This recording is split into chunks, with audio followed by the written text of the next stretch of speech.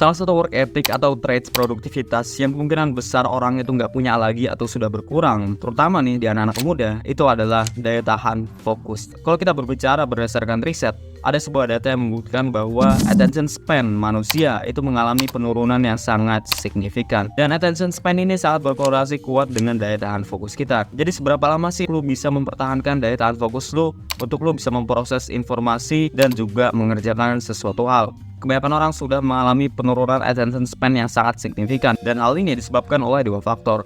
Pertama, itu adalah kecenderungan kita untuk melakukan yang namanya multitasking. Kedua, itu adalah paparan berlebihan terhadap dunia digital atau bisa kita sebut juga dengan overload information. Bahkan screen time orang Indonesia di anak-anak muda itu tergolong tinggi juga. Jadi hal ini sangat concerning banget ke dalam level produktivitas anak-anak muda zaman sekarang. Dan bahkan kita sempat dijuluki dengan yang namanya popcorn brain atau otak popcorn. Kecenderungan untuk merubah-rubah attention dan fokus kita secara cepat dari satu hal ke hal lainnya. Dan awal mula kasus attention span itu mengalami penurunan itu dimulai ketika masa pandemi. Dalam masa pandemi, kita nggak punya kesenangan-kesenangan lagi yang akhirnya kita mencari pelarian ke dalam teknologi. Dan ketika masa pandemi ini berakhir, kita masuk ke dalam post-pandemic. Lu bisa lihat sendiri, banyak orang yang itu sangat sibuk dengan dunia virtualnya dibandingkan mereka hidup di dalam dunia realita. Hello?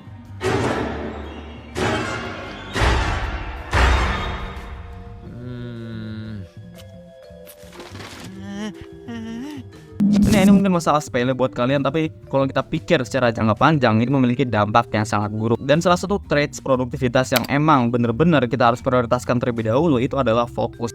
Karena kesuksesan karir lo itu pasti berkorelasi kuat seberapa lo bisa produktif, seberapa bagus work ethic lo. Maksudnya kontribusi negara ini kemana? Kalau misalkan ya generasi-generasi yang katanya agen perubahan itu, di sini gue bakal ngerangkum beberapa hal dari sudut pandang neuroscientist, dari artikel-artikel psikologis yang gue baca. Bagaimana sih cara lo bisa meningkatkan atau mempertahankan daya fokus lo seperti semula. Segmen pertama, elemen of focus. Alasan kenapa kalian itu susah untuk fokus mengerjakan sesuatu hal atau mempelajari sesuatu hal, itu faktor simpel, yaitu disebabkan oleh dua hal. Faktor pertama, otak kita tuh sudah terkondisikan oleh paparan teknologi secara berlebihan yang kemungkinan besar kita mempunyai yang namanya ADHD atau attention disorder. Faktor kedua, itu disebabkan karena ada banyaknya distraksi. Ketika kalian pengen mengerjakan sesuatu hal, pasti kalian butuh yang namanya fokus. Dan ketika fokus atau attention span kalian rendah, kalian gampang mengalami yang namanya burnout, overwhelm, dan stres. Jadi muncullah konsep yang namanya flow state. Kalau kita mengartikan kalimat itu sendiri, flow ya, yang artinya mengalir, state yang artinya keadaan, berarti keadaan mengalir. Flow state itu terjadi ketika kalian melakukan sebuah aktivitas-aktivitas yang menurut kalian itu engaging dan juga mentally challenging. Dimana ketika kalian mengalami keadaan flow state, kalian sangat hyper fokus sama hal yang kalian lakukan. Waktu berjalan dengan cepat dan kalian gak sadar, kalian lupa sama distraksi-distraksi lainnya. Kalian gak punya pikiran-pikiran lain selain satu titik itu doang. Dan ya, semua hal itu terjadi secara mengalir, secara natural. Dan flow state ini adalah salah satu life hack produktivitas yang masih gue implementasikan sekarang untuk gue bisa memaksimalkan kinerja produktivitas gue. Karena semua hal yang gue lakukan itu butuh effort, tapi itu juga terjadi secara effortless. Sebelum gue masuk ke dalam bagian cara kalian bisa mengaktifasi flow state, pertama kita harus pahami dulu bahwa manusia itu punya timingnya sendiri untuk mereka bisa hyper fokus, untuk mereka bisa fokus secara natural tanpa paksaan.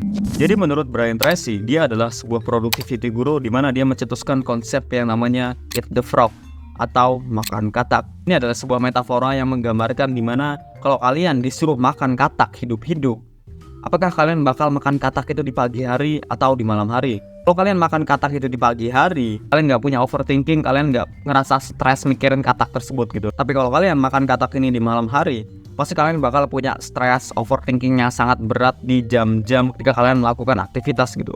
Itu adalah salah satu konsep yang namanya eat the frog. Simpelnya adalah kalian menghajar dan mengerjakan suatu tugas yang ini sangat-sangat kalian prioritaskan, yang dimana tugas ini sangat menantang bagi diri kalian. Dan secara personal, katak yang gue makan di pagi hari itu adalah ngerekam video, gue nge-scripting konten. Itu adalah salah satu katak yang gue makan di pagi hari. Dan ya, kalian pasti punya prioritasnya masing-masing. Misalkan kalau kalian anak-anak kuliahan dan kalian punya tugas, gue saranin kalian bisa lakukan hal itu di pagi hari. Lu makan katak hidup-hidup ini di pagi hari supaya lu merasa lega, lu nggak perlu makan katak ini di malam hari lagi gitu. Jadi intinya satu, timing biologis manusia untuk mereka bisa fokus secara natural, hyper fokus itu di pagi hari. Pasti kalian sudah gak asing dengan entrepreneur atau orang-orang yang itu top performer, atlet apapun itu jenisnya, pasti mereka dituntut untuk bangun pagi. Karena menurut psikologi sendiri, fokus itu sifatnya willpower atau tekad. Dan willpower itu sifatnya seperti baterai di handphone. Dan ketika kalian punya baterai yang sangat tinggi, kalian bisa perform jauh lebih better dibandingin kalian baterainya itu masih rendah. Oke, di sini kita akan masuk ke dalam bagian cara mengaktifasi flow state. Jadi di dalam flow state ada yang namanya flow trigger.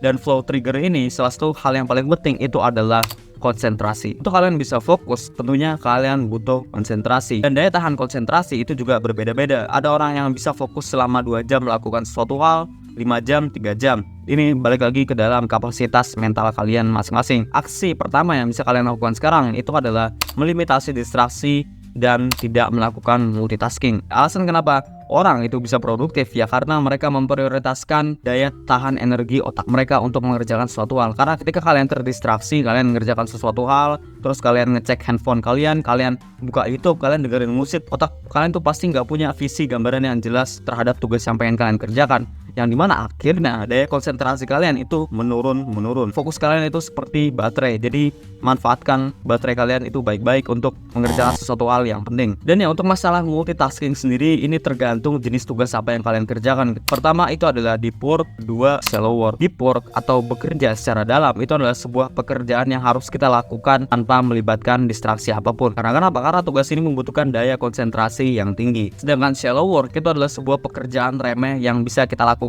di dalam lingkungan yang chaotic, yang berisik. Entah itu kalian responding email, kalian ngechat seseorang, intinya tugas itu nggak membutuhkan daya kapasitas otak yang tinggi gitu. Matiin semua distraksi yang ada, kalian matikan excuse kalian, nggak ada musik, nggak ada notifikasi, taruh HP kalian di dalam airplane mode. Kalau lingkungan rumah kalian tuh berisik, kalian bisa pindah ke dalam cafe yang hening, yang nyaman, yang dimana hal ini bisa mengaktifasi flow state kalian jauh lebih mudah. Dan untuk kalian bisa mengaktifasi flow state ada batasan-batasan tertentu. Jadi kalian bisa lihat gambar ini.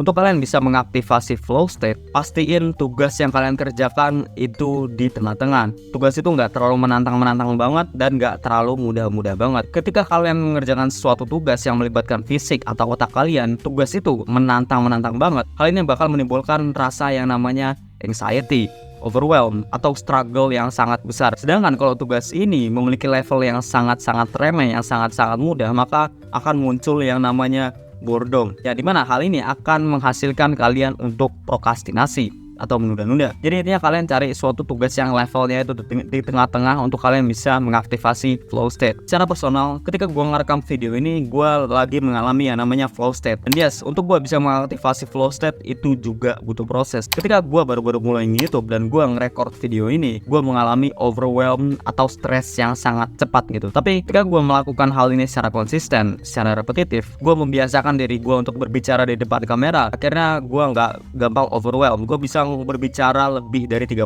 menit. Dan hal itu balik lagi ke yang namanya skill set. Jadi kalau kalian baru memulai sesuatu hal apapun itu yang kalian passionate, pasti kalian bakal mengalami yang namanya struggle atau overwhelm. Karena ya kalian baru mempelajari sesuatu hal. Itu ibarat jaringan-jaringan otak kalian tuh mencoba menghubungkan jaringan satu ke jaringan lainnya. Jadi untuk kalian bisa mengaktifasi flow state, pastiin kalian bisa meningkatkan dan mengoptimalkan skill set kalian apapun itu jenisnya. Kalian harus punya balance antara challenge dan skill. Dan strategi selanjutnya untuk kalian bisa mengaktifasi flow state dari Stephen Kotler sendiri itu adalah curiosity atau rasa keingintahuan. Dan ini adalah salah satu strategi yang bisa kalian implementasikan kalau kalian di dalam dunia akademis. Pastikan kalau kalian pengen mempelajari sesuatu hal, kalian harus melibatkan yang namanya curiosity. Karena menurut Stephen Kotler sendiri, kalau kalian punya rasa keingintahuan, kalian gak akan struggle lebih cepat, kalian gak akan stres lebih cepat dalam mempelajari sesuatu hal yang baru. Ya ibarat suatu skenario, ada Anto, ada Joni. Anto itu dipaksa untuk belajar psikologis, sedangkan minat atau interestnya yang dia sangat-sangat kepo itu di dalam dunia digital atau ya let's say coding gitu. Sedangkan di satu sisi ada orang bernama Joni. Si Joni itu punya minat atau interest yang sangat gede ke dalam dunia psikologis. Dia mempelajari sesuatu hal dengan menggunakan berbagai macam jenis media, mulai dari podcast, artikel, baca buku dan segala macamnya. Dan secara logika sehat sendiri pasti kalian sudah bisa milih. Pasti jawabannya si Joni, karena si Joni itu punya rasa keingintahuan yang lebih. Akhirnya otak dia tuh bakal punya rasa haus untuk si Joni ini untuk belajar secara terus-menerus gitu. Oke, kita masuk ke dalam segmen selanjutnya. Bagaimana cara gue bisa mengoptimalkan fokus gue. Di sini gue bakal ngulangi lagi. Ada sebuah teori psikologis yang menyatakan bahwa fokus kalian itu sifatnya willpower. Willpower atau kemauan itu sifatnya kayak baterai. Dan gimana sih cara gue untuk bisa melatih willpower gue gitu? Kalau kalian pengen melatih willpower, kalian bisa ngecek video ini yang baru gue upload. Dan ya, fokus kita bisa juga ibaratkan dengan masa otot. Semakin lu sering menggunakan fokus lu, makin lu kasih asupan fokus ini, semakin lu punya daya tahan fokus lebih lama. Jadi daya tahan fokus itu kita ibaratkan sebuah resistensi masa otot gitu. Semakin masa otot ini dilatih, semakin besar resistensi atau otot ini bisa mengangkat beban yang lebih. Dan untuk kalian bisa meningkatkan resistensi daya tahan fokus kalian, di sini ada beberapa hal. Pertama itu ada yang namanya meditasi. Dan yang meditasi itu banyak lagi jenisnya, tapi di sini gue bakal nge-spesifikin ke dalam 2 jenis meditasi, praying meditation dan mindfulness meditation. Praying meditation adalah salah satu meditasi yang masih gue lakukan sampai sekarang. Dan ya, kalau kalian agama Islam pasti kalian sudah nggak asing dengan yang namanya ibadah 5 waktu. Selanjutnya itu ada yang namanya mindfulness meditation. Mindfulness meditation adalah praktis meditasi yang memfokuskan ke dalam pernapasan kalian. Ketika pikiran kalian itu terbang kemana-mana, kalian langsung fokuskan ke dalam pernapasan kalian. Itu namanya mindfulness meditation. Fungsi dari meditasi itu sendiri itu adalah melatih otak kalian untuk gak terdistraksi, untuk balik ke present moment, ke masa-masa sekarang ini. Karena kan otak kalian tuh pasti bakal mikirin ke masa depan atau ke masa lalu. Hal kedua, untuk kalian bisa meningkatkan fokus kalian, pastiin kalian berada di dalam focus environment atau suatu lingkungan yang itu bisa bikin kalian fokus gitu. Alasan kenapa kalian susah untuk fokus itu banyak distraksi. Jadi kalian harus cari ruangan-ruangan yang hening, entah itu di kamar kalian, di cafe atau di taman yang ini bebas dari distraksi apapun. Selanjutnya itu adalah regular exercise. Gue punya jawaban saintifiknya di sini. Ketika kalian berolahraga secara teratur, entah itu kardio atau angkat beban, sel-sel neuron di bagian otak kalian itu mengalami perkembangan, terutama itu di bagian hipokampus. Dan bagian otak hipokampus itu berfungsi untuk learning and memory. Jadi kalau kalian pengen meningkatkan fokus kalian dan mempelajari sesuatu hal secara efektif, kalian bisa menerapkan regular exercise. Secara personal gue sama sekali nggak punya permasalahan sama yang namanya fokus. Ketika gue pengen mengerjakan sesuatu hal, ya udah gue kerjakan sampai itu selesai. Karena itu lagi-lagi namanya lifestyle dan jenis pekerjaan apa sih yang kalian lakukan gitu. Selanjutnya, untuk kalian bisa fokus, kalian harus membiasakan mengonsumsi informasi atau konten yang itu lebih dari 1 menit.